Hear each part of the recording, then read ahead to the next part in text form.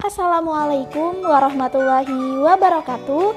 Salam bahasa Indonesia. Bertemu lagi dengan Ibu Hipni Hairinisa dalam pembelajaran bahasa Indonesia. Bagaimana kabarnya kalian anak-anak? Semoga semuanya dalam keadaan sehat dan juga bahagia ya. Meskipun kita tidak dapat bertatap muka secara langsung, Ibu harap kalian semua tetap semangat dalam mengikuti pembelajaran kita pada hari ini. Nah, anak-anak Ibu sekalian, pada hari ini kita akan belajar mengenai kaidah kebahasaan teks eksposisi. Nah, sebelum kita memasuki materi kita pada hari ini, Ibu akan menyampaikan tujuan pembelajaran kita pada hari ini. Berikut tujuan pembelajarannya. Tujuan pembelajaran kita pada hari ini ialah peserta didik diharapkan mampu mengidentifikasi kaidah kebahasaan teks eksposisi yang didengar ataupun dibaca. Lalu, mengapa kita harus mempelajari kaidah kebahasaan teks eksposisi? Jawabannya, karena teks eksposisi memiliki kaidah kebahasaan yang berbeda dengan jenis teks yang lain. Nah, apabila kita mempelajari kaidah kebahasaan teks eksposisi, maka dapat dengan mudah kita membedakan teks eksposisi dengan jenis teks yang lain. Namun, apabila kita tidak mempelajari kaidah kebahasaan teks eksposisi, maka kalian akan kesulitan dalam membedakan teks eksposisi dengan jenis teks yang lain. Oleh karena itu, belajar mengenai kaidah kebahasaan teks eksposisi itu penting. Nah, berhubung tujuan dan juga alasan mengapa kita mempelajari materi kaidah kebahasaan teks eksposisi telah Ibu sampaikan, maka kita akan memasuki ke materi pokok, yaitu kaidah kebahasaan teks eksposisi. Berikut penjelasannya. Kaidah kebahasaan teks eksposisi terdiri atas 5 macam. Pertama, menggunakan kata-kata teknis. Kedua, menggunakan kata-kata kausalitas. Ketiga, menggunakan kata kerja mental. Keempat, menggunakan kata-kata kerujukan. Dan yang kelima, menggunakan kata-kata persuasif. Kelima, kaidah kebahasaan teks eksposisi tersebut akan kita bahas satu persatu secara mendetail. Makanya simak terus videonya. Kaidah kebahasaan teks eksposisi yang pertama, yaitu menggunakan kata-kata teknis atau peristilahan. Kata-kata teknis atau peristilahan merupakan kata-kata yang merujuk pada istilah tertentu sesuai dengan topik yang dibahas. Misalnya saja, dalam sebuah teks eksposisi, topik yang dibahas yaitu mengenai kesehatan. Maka, kata-kata teknis atau peristilahan yang digunakan ialah dari dunia medis atau kesehatan.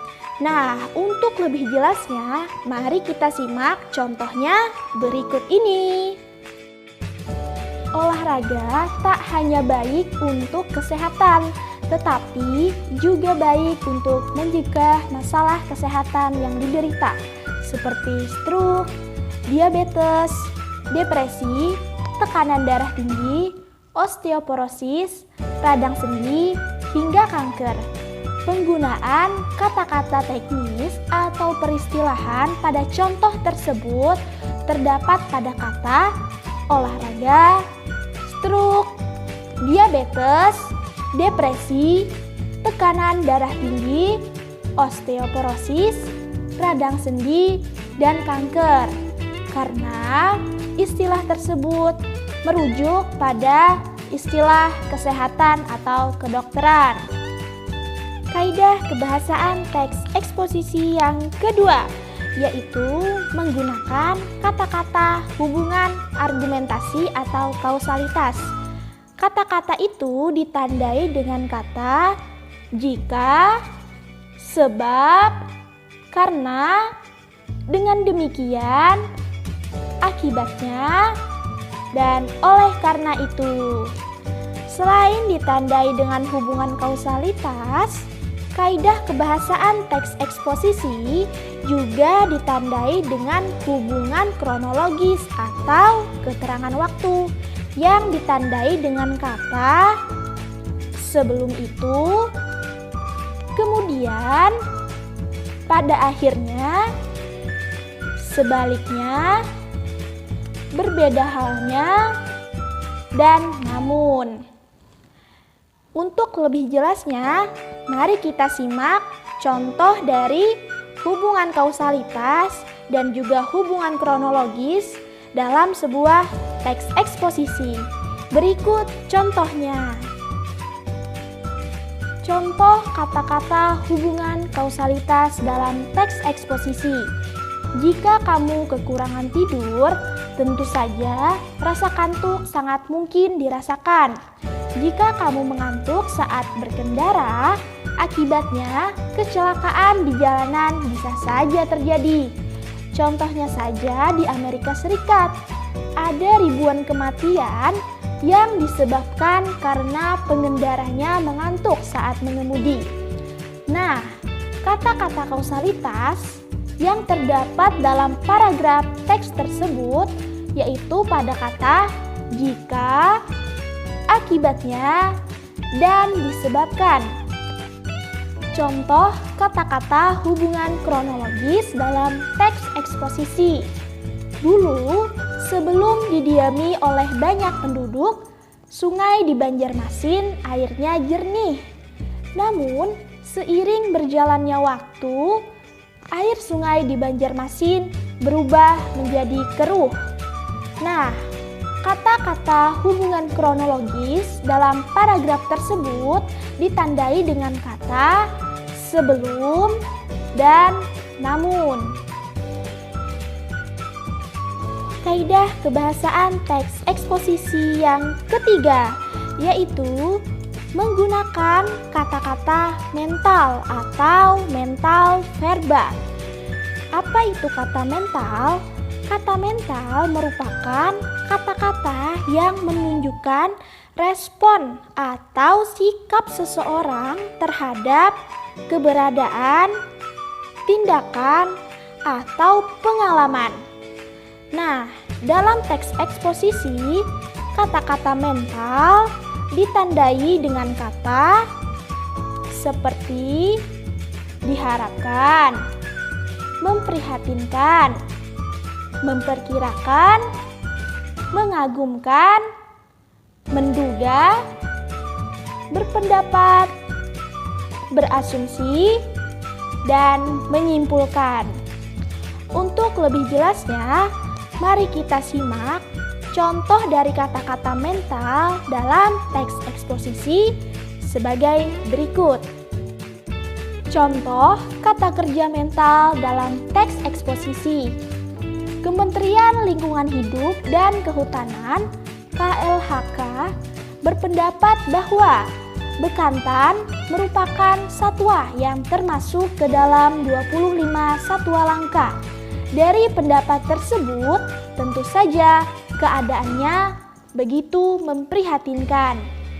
Penggunaan kata-kata kerja mental terdapat pada kata berpendapat dan memprihatinkan. Kaidah kebahasaan teks eksposisi yang keempat, yaitu menggunakan kata-kata perujukan. Kata-kata perujukan dalam teks eksposisi ditandai dengan kata berdasarkan data dan merujuk pada pendapat. Untuk lebih jelasnya, mari kita simak contoh dari teks eksposisi berikut ini. Contoh penggunaan kata-kata perujukan dalam teks eksposisi. Berdasarkan data Readbook tahun 2020 yang dikeluarkan oleh International Union for the Conservation of Nature, bekantan termasuk satwa langka dalam kategori kelangkaan spesies dengan status terancam kepunahan setelah sebelumnya masuk ke dalam status rentan. Nah, penggunaan kata-kata perujukan ditandai dengan kata berdasarkan data. Kaidah kebahasaan teks eksposisi yang kelima, yaitu menggunakan kata-kata persuasif. Apa itu kata-kata persuasif? Kata-kata persuasif merupakan kata yang bertujuan untuk membujuk seseorang untuk melakukan suatu hal. Dalam teks eksposisi, kata persuasif ditandai dengan kata hendaklah, sebaiknya, diharapkan, perlu, dan harus. Nah, untuk lebih jelasnya, mari kita simak contohnya berikut ini. Contoh kata-kata persuasif dalam teks eksposisi. Membuat target minum air putih sebanyak 8 gelas per hari secara rutin adalah sebuah keharusan, sebab banyak manfaat yang terkandung di dalamnya. Sebaiknya selalu bawa air putih saat berkendara, menonton televisi, membaca buku, atau duduk di luar bersama teman. Dengan demikian, air putih akan terasa banyak memberi manfaat di dalam hidup. Penggunaan kata-kata persuasif terdapat pada kata seharusnya dan sebaiknya. Nah, selain menggunakan kata persuasif, teks eksposisi biasanya juga menggunakan kata denotatif. Apa itu kata denotatif? Kata denotatif merupakan kata yang bermakna sebenarnya. Kebalikan dari kata denotatif adalah kata konotatif. Kata konotatif adalah kata yang tidak bermakna sebenarnya atau makna kias. Nah, untuk lebih jelasnya, simak contohnya berikut ini. Nah, ini perbedaan antara makna denotasi dan juga makna konotasi. Yang pertama, bunga mawar di sekolah sudah mekar. Dan di makna konotasi, Feby berparas cantik sehingga ia menjadi bunga desa. Baik, kita lihat di makna denotasi terlebih dahulu. Bunga mawar yang dimaksud di sini merupakan bunga mawar yang merupakan sebuah tanaman. Sedangkan di makna konotasi, bunga desa. Bunga desa di sana bermaksudkan sebagai wanita cantik yang menjadi idola di sebuah desa. Berbeda kan? Karena makna denotasi adalah makna yang sebenarnya, sedangkan makna konotasi adalah makna kias atau yang bukan sebenarnya. Kemudian kita contoh yang kedua, yaitu Rizwan suka menolong sesama.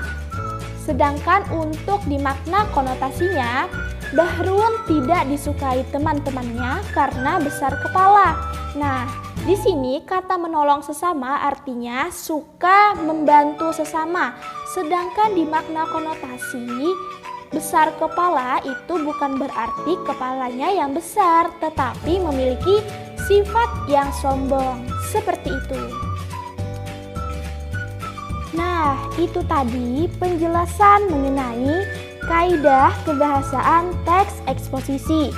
Semoga apa yang Ibu sampaikan dapat kalian pahami dengan baik serta dapat bermanfaat bagi kalian semua yang sedang belajar dari rumah. Tetap semangat dan jangan lupa untuk menjaga kesehatan kalian.